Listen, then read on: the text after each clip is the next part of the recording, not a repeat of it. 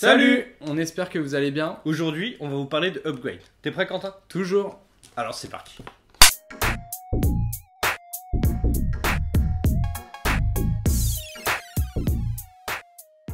Alors comme d'habitude, cette vidéo aura une partie sans spoiler et une partie avec spoiler. On vous avertira quand on commencera à spoiler, vous inquiétez pas. Alors, Upgrade, c'est un thriller de science-fiction qui est réalisé donc, par Lee Gwanell, qui est le réalisateur d'Insidious 3 et qui est également scénariste des 3 premiers sauts. Alors on retrouve donc dans ce film Logan Marshall Green, qu'on avait déjà vu dans Prometheus, et aussi Betty Gabriel, qui jouait dans Get Out. C'est l'histoire de Gray,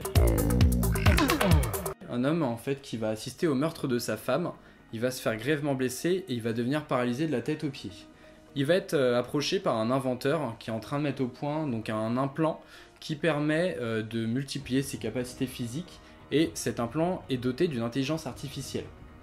Et donc avec l'aide de cet implant, il va donc décider de mener l'enquête et d'aller venger sa femme. Du coup, on va passer à la vie globale. Quentin, ton avis? Ouais, alors moi en fait j'ai adoré ce film. C'est comme une petite pépite que j'aurais découvert. Je m'attendais pas du tout à ce que un film, déjà du réalisateur de Insidious 3, qui est sorti quand même de façon un petit peu indépendante, on n'en a pas vraiment entendu parler. Je pensais pas que j'allais autant aimer et ça a été le cas. Pour ma part, j'ai aussi trouvé que c'était un très très bon film. C'était assez inattendu aussi, je m'attendais pas à ce que ça soit d'une aussi bonne qualité. Il y a ce sujet de la cohabitation un peu symbiotique comme on peut retrouver dans Venom par exemple, qui est beaucoup mieux traité en réalité que dans les films qui à la base devaient traiter du sujet. Justement, pour moi en fait le film réussit là où Venom a été un échec. Exactement. De par le personnage, de par la façon dont on traite justement un sujet avec un personnage qui a deux identités dans le même corps, c'est une totale réussite et on s'y attend pas. Non, on s'y attend pas et chapeau bas à la réalisation. Et moi j'ai vraiment adoré le jeu de l'acteur principal, surtout voilà la partie après son accident, où il est paralysé, où il joue dans le fauteuil, il joue très très bien, voilà, on voit des scènes où il est malade, non, c'est vraiment très très bien fait. Les méchants aussi sont plutôt bien joués, je trouve que voilà, notamment le méchant principal qui veut se donner un air supérieur, vraiment il se sent au-dessus des humains et on le voit vraiment très bien dans le jeu. Alors moi justement, Logan Marshall Green, donc le gros point fort du film, très convaincant. Alors ce qui est un petit peu surprenant aussi, c'est sa ressemblance physique avec Tom Hardy, d'où la comparaison aussi que je peux faire un petit peu avec Venom de par l'histoire et aussi le perso principal. Il crève l'écran, les scènes de bagarre sont bien jouées. Il joue bien justement la double identité, entre le moment où il est un peu inapte, paralysé, et le moment où il y a son intelligence artificielle là qui se matérialise, qui se déploie. Il fait bien la distinction entre les deux et non, tip top. La réal, elle est juste excellente. L'éclairage, les lumières, les lieux, le rythme, ça s'enchaîne super bien. Il n'y a pas de longueur. Ouais. On est vraiment dans quelque chose qui se déroule, on se laisse emmener, c'est vraiment génial. Et puis les scènes de combat. Les scènes de combat sont vraiment super bien filmées, les chorégraphies vraiment au top. Je sais pas ce que t'en as pensé. Alors, les scènes de combat, c'est aussi un des points forts. Moi, au niveau de la réal, ça m'a beaucoup fait penser à Ex Machina. Je sais pas si tu t'en rappelles un petit peu.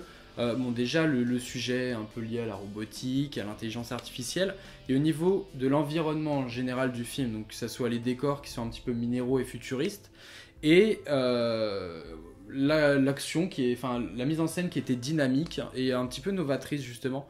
Ça fait du bien en fait ce genre de film là, je trouve en ce moment, ça fait ce côté novateur. Moi j'apprécie énormément en fait. Ce côté, oui, on s'attendait vraiment pas à voir ça, hein. Mais c'est la bonne surprise du soir. Ouais, exactement. Moi je m'attendais à un film en fait sans aucune identité visuelle, et alors là on n'y est pas du tout en fait. Alors Alex, par rapport aux forces et faiblesses du film, toi qu'est-ce que t'as à dire?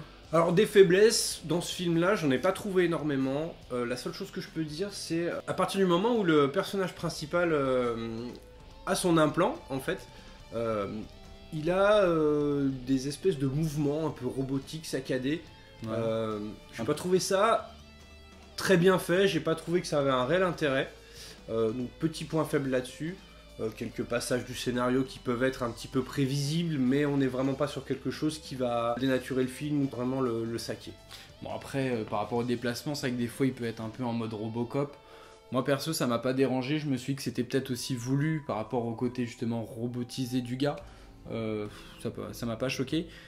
Moi en fait au niveau des faiblesses j'ai pas grand chose à dire. C'est pas un film parfait mais il n'y a pas de gros points qui m'ont marqué vraiment. J'aimerais passer à partie force si tu veux bien parce que là moi j'ai plein de choses à dire. Bon tout d'abord on l'a dit, l'acteur, la réalisation, le rythme. Ça on en a pas encore parlé mais franchement c'est un film qui est très rythmé.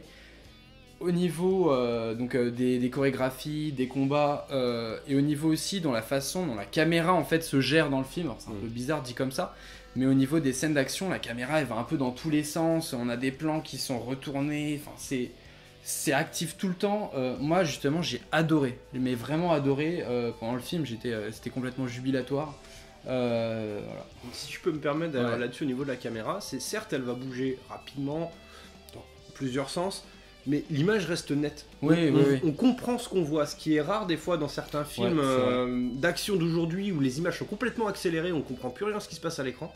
Là, vraiment, il y a une netteté du début à la fin, ça suit le personnage, on voit tout ce qui se passe.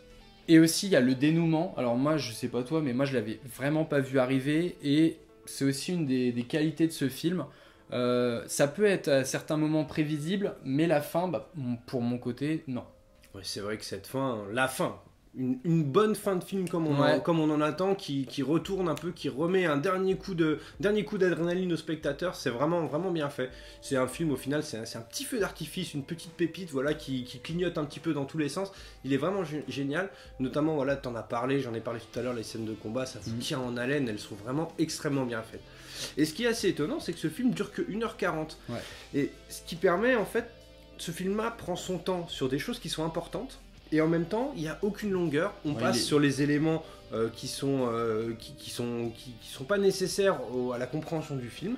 Et on va directement droit au but. On passe 1h40, génial, on voit pas le temps passer. Ce film est excellent. Ouais, une petite pépite à recommander. Voilà. Ah, et aussi, je voulais donc un dernier point positif pour ma part. Donc, c'est les concept cars que l'on voit dans ce film-là, qui sont juste excellents. Le concept car qu'on voit au début, donc d'une voiture futuriste qui est vraiment très très beau, très très bien fait. On voit aussi des modèles de voitures un peu plus anciens qui pareil sont magnifiques. Je pense notamment à la voiture du héros rouge, là, elle est excellente. Et alors moi aussi je voulais... je vais spoiler. Oh non putain. Ladies and gentlemen, c'est l'instant spoiler. Non, Alex, calme-toi, arrête. Pour la partie spoiler, donc on va revenir sur certains passages clés du film. Si vous l'avez pas encore vu ou si vous voulez garder la grande surprise, arrêtez la vidéo dès maintenant. Sinon, vous êtes prévenus, donc c'est parti. Pour la partie spoiler, on voulait revenir principalement sur la scène de fin. Et quelle scène de fin! On voit le héros qui arrive donc chez notre inventeur, donc il lui a implanté la puce initialement. Donc il arrive là, il est donc suivi par la policière qui l'a pris en chasse du coup parce qu'elle a découvert qu'en fait il n'était plus handicapé, il ne marchait pas. En temps il y a eu des cadavres sur la route pendant qu'il menait l'enquête. Et donc là en fait l'implant devient barjot. Complètement barjot, il prend le contrôle, il bute un peu tout le monde. On se doute un petit peu avant qu'il y a un problème avec cet implant. Et là, en fait, c'est la révélation, et on apprend donc que ce fameux implant a en fait tout manigancé. Du meurtre de la femme du héros jusqu'à même sa fabrication en réalité. Il a tout manigancé dans le but en fait d'obtenir un corps humain. Et il avait choisi le héros en fait pour ça. Ouais, alors justement quand tu dis l'implant a laissé des cadavres, il a tué des gens, par l'intermédiaire de notre héros principal, Gray. Exactement. Et donc justement moi, cette fin, c'est ce qu'on disait, c'est que autant Alex, toi tu la sentais un petit peu venir. Oui, je l'ai un petit peu senti venir, ça m'a pas gâché le plaisir par contre, hein. Ça m'a absolument pas gâché le plaisir, mais on pressent qu'il va y avoir un problème avec cet implant. Alors justement, moi du coup je l'ai pas vu venir, moi au début je pensais que ça allait être l'inventeur, en fait le réel méchant. Je me suis dit, bon, ça tombait un petit peu dans la banalité du déjà vu, mais ça aurait pu être plausible quand même qu'il garde cette fin. Ça aurait été pardonnable. Ouais, et il y a un moment d'ailleurs où le film, je me suis dit, mince, j'espère que ça va pas se terminer là-dessus. Il y a un moment, on sait pas pourquoi, d'un coup, là on voit Gray qui est à l'hôpital, dans un lit, Et il y a sa femme donc, qui s'appelle Aja, qui est à son chevet, elle est pas morte, ils sont ensemble. Je me suis dit, mince, tout ça en fait c'était un rêve où il était dans le coma, enfin on sait pas. Je me suis dit, bon, c'est étonnant, mais j'aurais trouvé ça dommage d'arrêter le film là-dessus. Et alors là en fait le film ne s'arrête pas là, et il nous fait un truc qui fait que la fin est vraiment géniale. Je te laisse reprendre. On comprend et on apprend en fait que l'implant a emprisonné donc notre héros dans son propre corps, en fait, dans son propre esprit, justement parce qu'il a voulu résister à son autorité en ne tuant pas la flic qui l'avait suivi jusque-là. Et du coup, donc l'implant a brisé son esprit et l'a enfermé en fait à l'intérieur d'une espèce d'illusion perpétuelle dans lequel il va avoir lui son happy end, mais je pense pas qu'on puisse en dire de même pour l'univers en fait dans lequel vit ce film. Avec la puissance et l'intelligence de cet implant, je pense qu'ils ont un petit peu de soucis à se faire. En fait c'est une fausse happy end, c'est une happy end pour l'esprit de notre cerveau, enfin de notre cerveau. De notre héros. De notre héros, mais en fait pas du tout pour le personnage, pour son corps. Là, il est complètement manipulé et c'est vrai que ça présage un petit peu un avenir vraiment ténébreux. On voit le personnage qui s'avance et là, on sait que ça va être un bain de sang, quoi. Exactement. Et on a quand même au final ce film qui soulève d'assez lourdes questions sur l'humain et la technologie, l'humain de demain, le surhumain, le cyborg, etc. Il y a quand même de sacrées interrogations dans ce film. Et ça vraiment rajoute, au-delà du fait que ce soit un très bon film d'action, un très bon thriller, un très bon film en général, ça rajoute quand même une petite dimension assez cérébrale qui est assez intéressante, surtout une fois que qu'on a vécu donc cette fin. Il y a des questions. Et justement, d'où mon parallèle aussi par rapport au décor, à l'univers avec Ex Machina. La fin, c'est à nouveau l'intelligence artificielle qui prend le dessus sur l'homme et qui laisse présager le pire, justement. C'est une vision qui est un petit peu péjorative, mais moi c'est une vision que j'apprécie justement. Je préfère avoir ce genre de fin un petit peu qui finit mal, ou pas forcément qui finit mal, mais disons un petit peu plus grave que parce qu'on a déjà comparé ce film à Venom, mais que la fin de Venom où le symbiote est totalement apprivoisé et happy end, tout va bien, etc. Non, là ce qui est bien, c'est que ça laisse en fait le spectateur en questionnement. Bon, vous avez compris un petit peu notre avis sur ce film.